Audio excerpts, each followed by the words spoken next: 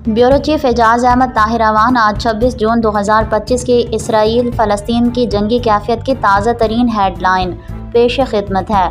Israeli फ़िज़ाइया हमलों और गोलाबारी के हवाले से गुज़िश्ता 24 घंटों के दौरान कम अज़ कम 90 से ज़ायद फ़लस्तीनी शहीद हो चुके हैं।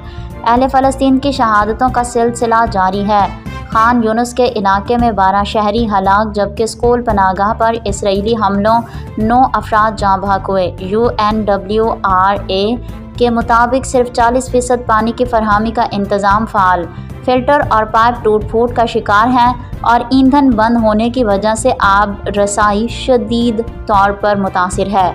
गज़ा में 7 अक्टूबर 2023 से लेकर अब तक तकरीबन 56,156 अफराद हलाक और 1,32,239 ज़ख्मी हो चुके हैं। 26 जून 2025 को गज़ा में खून रेज़ी में नई शिद्दत भी सामने आ रही है।